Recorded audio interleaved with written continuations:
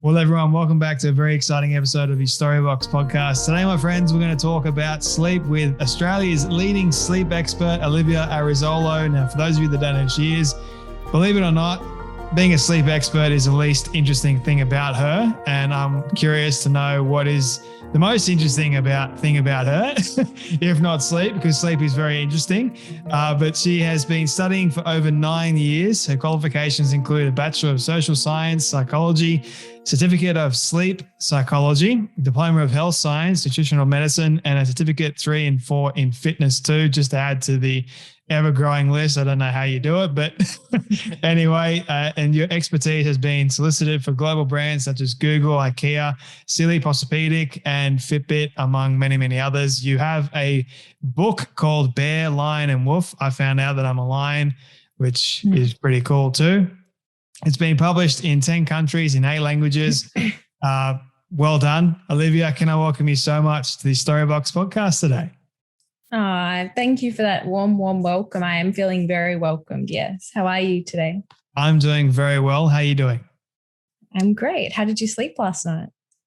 I had a good night's sleep. I actually took down my bed and had the mattress just on the floor, and I loved it. It was pretty cool. I felt like I was more grounded, believe it or not. Yeah. Very interesting. Yeah. So do you advise people to actually have a high up bed, or do you advise them to just have like a mattress on the floor? Is there any sleep science in sleeping on the floor? Is it good for us? That sort of thing? Didn't know we were going to start off here, but here we go. Yeah, no, this is a good place to start. There has been research that has found if you have lower back pain or chronic back pain, that a medium firm mattress is the best rather than a firm mattress. Sleeping on the floor, some people, advocate for it. I personally wouldn't. Our mattresses are designed to relieve pressure points and to support the alignment of our spine. Especially if you are a side sleeper, which is majority of us, that's going to be a lot of pressure on a very small area of your body and could lead to, shoulder pain and, your neck being out of alignment, your spine being out of alignment. That's going to leave you tossing and turning. I don't really recommend sleeping on the floor, but the difference between having your mattress higher or lower, I think that's just a preference thing. I don't see any evidence regarding it's being beneficial or not beneficial. So that tells me there's not a great difference at all. So it's more the mattress strength, whether it's a hard mattress. Okay, that actually makes a lot of sense. Not necessarily the elevation. Yeah. So I think that's more of an aesthetic thing. Yeah, I think so too. That makes a lot of sense. Now, here you go, Mum. You can listen to that back and say it's all right. Yeah. You heard it first from a sleep expert. But anyway, Olivia, I wanted to ask you, why of all things did you want to become a sleep expert? I mentioned in the intro, you spent 9 years of study, which is no small amount of time to be studying. Why choose sleep? Sleep chose me. That's really how I feel about it, because I did all my degrees, and then I was doing coaching in lots of areas, and I think anyone in the wellness space knows, especially when you're starting out, like it's really hard to break through and to, get clients, to get, if you want to start working with brands, to be unique, to be different. There's so many personal trainers, there's so many nutritionists, there's so many mindset coaches. And so I was doing all of these things, and then I had some sleep clients, and then my sleep clients got really good results really fast.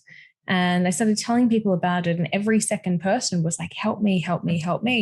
And I'd been circulating in the wellness space for, a good 5 years, doing coaching and personal training, things like that. And it was always a push. And then all of a sudden, as soon as it was sleep, there was so much pull. And then I thought about it from a brand perspective. I thought, okay, if I have a sleep-related brand, who's like a good advocate that I would want to, promote my range? Somebody who's relatable and personable and young and, can talk to the mainstream market. And I was like, I really don't know anyone. And I did some research, and admittedly, there is some others, but they don't. Okay, you've got two spectrums. You've got people who are like super qualified. You've got like doctors. That's not me. I'm not trying to be a doctor. That's okay. Yep. And then you've got people who are more like mindfulness teachers who don't have any scientific backing, and they talk about sleep in mindfulness and just sleep in other areas. And I was just like, all right, so you don't want somebody who's like super qualified, because they're not relatable. They don't understand, like, I just don't feel like they're that. You don't feel they're relatable when you see them on, TV or whatever. But then also you don't want the relatable one who's got no academics. Well, at least I personally wouldn't. Maybe I'm just too judgmental. But if somebody's going to tell me, oh, this is the way to do things. Okay, well, where's your profession behind it? Where's your education behind this? And so I saw this gap, and I thought, okay, the people are really needing sleep help. I know that clear. But then also from a brand perspective, I was like, I think there's a gap of a sleep expert. Yeah. And so I quickly emerged into the space, and then it really just unfolded. Like, my first partnership was Sealy Posturepedic. My second one was Ikea. Like, they just popped into my email box, like, hey, we'd love to talk to you about representing our brand. I'm like, Ikea, like Sealy, like, what? So this is what I mean. Like, I feel like sleep picked me, because for so long I was just like, I just want to help. I want to help you guys feel amazing inside and out, whether that's personal training or nutrition or mindset or sleep, whatever. I just want to help you feel great. Yeah. And then all of a sudden I did sleep, and everyone's like, help me sleep. And I was like, oh, okay. Yeah. So I feel like it was very organic. And then since then, that was 2018. And it's just really evolved, since like I started, writing with a lot of platforms, because I'd been engaged with a lot of journalists throughout just my wellness, academics and wellness experience. And, then like a few months, I think it was in 2019, like Daily Mail picked up one of my stories and started, writing. I started collaborating with them. And that was really funny, because I don't read like tabloids. Like, I write for tabloids and I write material, but I don't necessarily read a lot of, like the magazines or whatever. And it was funny, because all of my friends in the wellness space, they're like, how'd you get on Daily Mail? I'm like, what do you mean? They just emailed me. I don't know. They just emailed me. I just helped them out. It was fun. They're like, can you help me get on Daily Mail? I was just like, yeah, probably, And so I connected a few friends, but it happened like all the time. And I was like, feel like Daily Mail is like kind of big. And then I did some research. I'm like, oh, one of the latest platforms in the world. Right. Yeah, about that. So like that. And then just like a lot of, partnerships. Like I did a campaign with, Fitbit, which was like one of their global campaigns. And then I think 6 months later, a global campaign with Samsung and, Tempur-Pedic, the mattress company. And like, then a few months, then I think a year later, my book publisher again just emailed me out of the blue, like, hey, have you thought about writing a book? And I was like, yeah, I've just been really busy doing other things, but always keen to do it for sure. And they're like, let's chat. And I was like, sure. So it was has really just evolved organically. So yeah, this is why I feel like sleep picked me. I like that. But I also, thank you. But I also will say that it's actually quite funny that I'm a sleep expert, because I I'm really good at sleeping, and I don't necessarily need a lot of sleep, but I do go to bed quite early. And so like I've been known to be like legitimately at a nightclub, and it's not that like I drink, but not, nothing crazy. And it's not that I'm, white girl wasted falling asleep because I'm passing out. I just occasionally just, I feel like I feel like a bit of a nap and, strategic disco nap. And then I'll come back and I'll just be sitting on the couches and having a nap. My friends are like, what are you doing? And I'm just like, what? Just having a nap. Like the middle of a nightclub. Are you one of those people that can sleep anywhere at any time? When tired, yes. So you mentioned you're a lion chronotype. I'm a lion as well, which means I get up really early. And so, like I like to get up between 5 and 6. So by the time it gets to like 11, 12, 1, I'm cooked. Like I want to go to sleep. I'm very tired, but sometimes I really want to also stay out. So it's like, how am I going to manage this? It's that toss up, right? Like I'm very much the same. I don't really go out too much at night. Yeah. A lot of my friends, they always ask me to come out and stay out late, but I'm like, yeah, nah, sorry, not going to happen. Because it's going to mess with your routine. Yeah. Right. And my sleep, then I need my sleep. Like I need at least 7 to 8 hours of good quality sleep in order for me to be able to function. And because I'm running a podcast and I'm up at 7 doing an interview with someone from the States, I've got to be switched on. And if I'm not switched on and I'm tired, I find myself losing in the middle of the conversation. I lose my train of thought a lot easier. I'm like, yeah, that was because I had a late night the night before. Not good. Yeah. Not a good look for my audience or for my guest either. Yeah. But anyway. That's what happens when you lack sleep. It impairs the prefrontal cortex, which is responsible for decision-making, judgment, attention, concentration. When we sleep less than 5 hours, productivity decreases by 4 times. So that means that a normal task takes 4 times as long. So you trying to, schedule an interview, which would usually, you might take 10 minutes to do it. That's going to take you 40 minutes. Yeah. It's crazy. Mistakes. There was a Sleep Health Foundation report that found 29% of all workplace errors were directly attributed to fatigue. Mm. It's not a surprise that that's what happens to you, because the brain needs to sleep. There's also a buildup of a neurotoxin called beta amyloid with insufficient sleep, that the longer you have sleep depth, the more this sticky protein in the brain builds up. Over time, what that sticky protein does is lead to Alzheimer's disease. Wow. These plaques of this neurotoxin, beta amyloid, are a hallmark of the disease. What's sleep debt? Sorry? What's sleep debt for those people that don't know? Sleep debt, sure. So everyone, 95% of the population need 7 to 9 hours.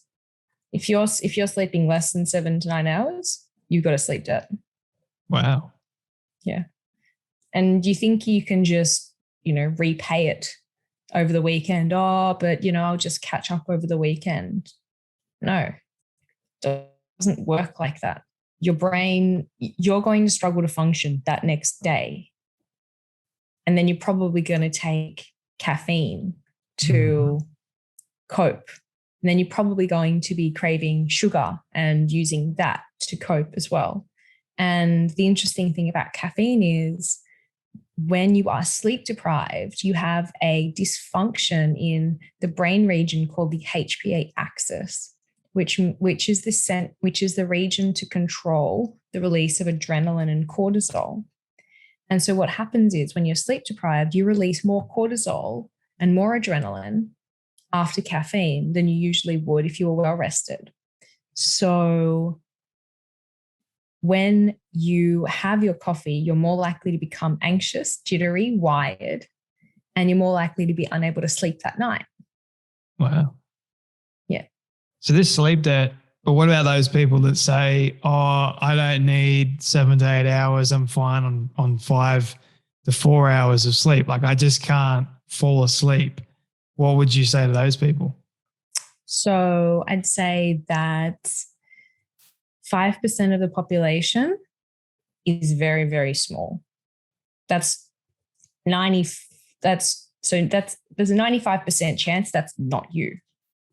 And I'd also say that, as I mentioned before, the prefrontal cortex controls judgment. You don't know how sleep deprived you are and how you're performing because you can't assess your behavior properly.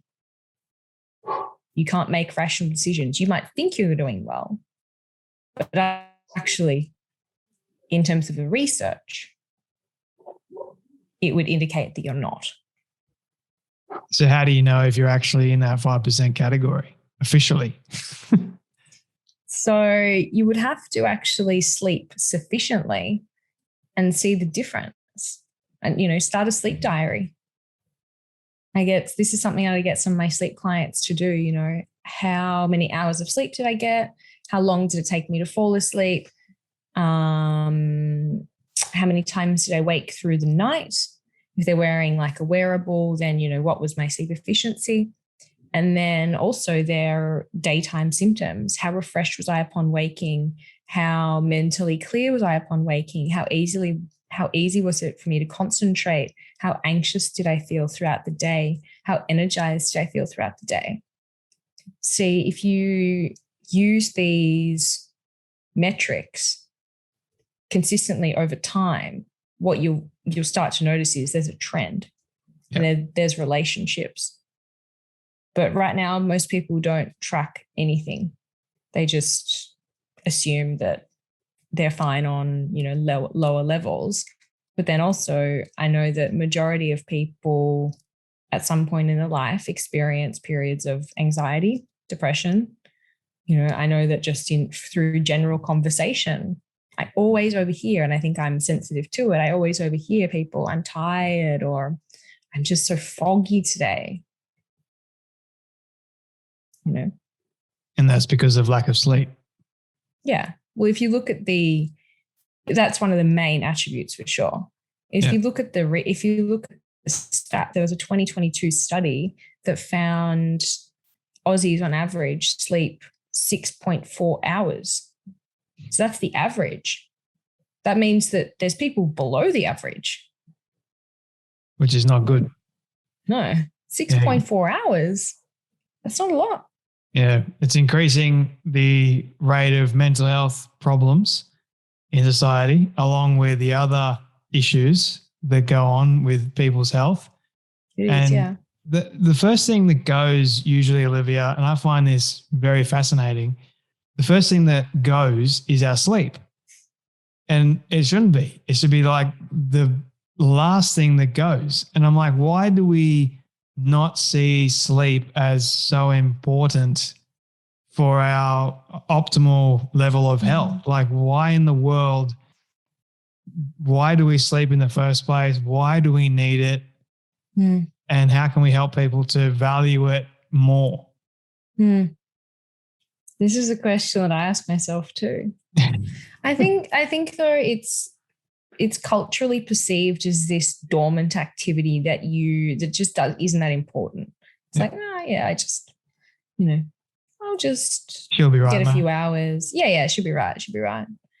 But all right, think about the impact of sleep when we lose 1 hour of sleep through daylight savings. Yeah. So you think that sleep isn't important, and then you realize that losing just 1 hour of sleep through daylight savings, heart attacks increase by 26%. Then when we fall back into reverse daylight savings, heart attacks decrease by 26%. That is weird. You know, like this isn't like a game. No. You know, this isn't like, oh yeah, sure. Like this is our lives we're playing with. You know, all over insufficient sleep increases the risk of all mortality. You know, if you plot it on a chart, there's a direct correlation between the length of your life and the amount of sleep you will get. Less sleep, less life. Do you need, as you get older, do you need more sleep or less or the same amount? So older adults actually need 7 to 8 hours. But then that's like the plus 65 group. Yeah. So majority of us need 7 to 9 hours, but we need good quality sleep as well. And, you know, I think, you know, outside of what I've mentioned about, you know, heart attacks, which is obviously meaning that sleep is fundamental for our cardiovascular health. Yeah. In, you know, addition to that, there's a hormone called growth hormone. 70% of that is produced in slow wave sleep. That's the key hormone responsible for cellular repair and rejuvenation. That's exactly why when you wake the next day, after a lack of sleep, you feel exhausted. Yeah. Beta amyloid, the neurotoxin that builds up. Again, there's a direct correlation. How much sleep you lose versus how much that neurotoxin builds up. Only after one night, it will increase by 5%. You know, there was really interesting, you know, that politician, Margaret Thatcher. Yeah. Who used to proclaim, I only need 4 hours of sleep. Do you know what one of the reasons that she passed, or what happened to her in older age? She had Alzheimer's. There's many other cases that I could bring to the light around that as well. Yeah. And, you know, you might not have Alzheimer's, but you may definitely be experiencing the effects of that neurotoxin that builds up, such as memory loss, brain fog, lack of mental clarity and inability to focus, difficulty remembering things. You know, I think people, though, they don't value sleep because they recognize these things, but they think they can just get around it by having caffeine, having sugar, catching up on it over the weekend. Yeah. It doesn't seem like of great importance. Yeah. But I feel like you need to ask yourself, you know, how do I want to feel every day? You know, do I want to feel foggy? Do I want to feel struggle to pay attention? Is that how I want to show up to the world? Is that how I want to show up in myself? Do I want to be irritable, anxious? You know, it's our choice how much space we give sleep. And it's our choice how much space we give the other things in our life that cut out our sleep, be it our social life or our work or, you know, watching Netflix or catching up on all social media. You know, it's like, why is that so important? What about your well-being? What about feeling your best? Because what actually you'll find is the less you invest in getting validation from those things, you know, like, and the excitement of, you know, watching Netflix or, you know, catching up on social media, the less you're attached to that and the more you're just attached to just grounding and just being your best self and honoring the practices that allow you to be your best self. That's when you start to feel alive. That's when you start to feel your best. Yeah. It's not when you've, you know, spent a whole day watching TV or a whole night, watching a series of TV. I don't even own a TV. My grandma gave me one. I gave it back. I mean, I don't drink caffeine or coffee or anything like that. So I'm very mindful of what it does to my body and what it can do to a lot of other people's bodies at the same time. And then I get off before I go to bed. I get off TV, get off phones about an hour before, and then I'll just lie in bed for about an hour until I fall asleep. And then usually looking up at the ceiling, or I'll think and then just drift off to sleep. And the next morning I wake up, 4 a.m. Here we go. Let's do it. I wanted to finish off with this, Olivia, because I know you've got to go in a second, but someone's chronotype. So bear, lion, wolf. How does someone find their chronotype firstly? And what are the differences between all three? More than happy to finish on this one.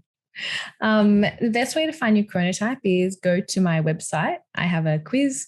It's called Chronotype Quiz. I'm pretty creative, as you can see, with the names. Yeah, basically you've got 3 chronotypes, which, before I get into them, a chronotype is just your innate preference to sleep and wake at a particular time. It reflects your circadian rhythm. At its most basic, that's what it predicts. So basically, people might have heard of, an early bird or a night owl, like that. Yep. But then there's also which an early bird correlates with a lion, ones that are up early. A night owl correlates with a wolf, the ones that love to stay up late. And then there's this big middle section called bears. So outside of the difference in sleep-wake timings, you also have personality differences. So, for example, lions are very health conscious typically. They like routine. It's funny because you and I were talking about routine before this show, and yep. We're both lions. We love our routines. Risk adverse. That's true. Known as good influence. Outside of that, very strategic, analytical. Often leaders of the team. So that's a lion. Then you've got bears. Bears are like the cogs in the wheels. They get shit done. They move the parts. Basically, they are more happy they're very humble, very reliable. They're the doers of society. You give them a job, they'll do it. Yeah. Bears just get done what needs to get done. They don't take fusses. They don't, they don't question. They just follow directions very well. They're also very team oriented. So you put a bear in a team and they're, be it for work or home or relationship, really motivated. Then you've got the wolves. Now, wolves are really social, creative characters. They're often artists, be it like a musician or a painter or a writer or, a content creator in this day and age. And they're the ones that love staying up super, super late, and they find that they love to entertain, they love to be the life of the party, but can often be sleep deprived, so they can often feel quite anxious and depressed and flat, and they technically have the most health problems because they technically sleep the least. Yeah. So that's a very brief overview. And I think, before we do go, I think it's important to just mention, the importance of knowing your chronotype is because for when you're doing sleep strategies, you don't just want to do any generic sleep strategies. The best results are going to be when you are using the sleep strategy specific for your chronotype. And there are specific timings that are associated with each chronotype. So for example, a lion should go to bed around 10. Great for lions, it aligns with a circadian rhythm. Whereas a wolf should go to bed around 11 at the earliest. They shouldn't go to bed at 10 because it's too far from their natural circadian preference. And they're going to find that if they do go to bed at 10, they're going to be more anxious and alert because they're going to be laying in bed being super awake. Yeah. And it just doesn't correlate with their natural rhythms. I'm going to have to bring you back on so we can continue this conversation. I would love that. So many more questions for you, and we dive deep into further topics. I think we could talk for a long time. Oh, 100% we can. Yeah. 100% we can. But thank you so much for this conversation, Olivia. Until next time, I really do appreciate it. Sounds great.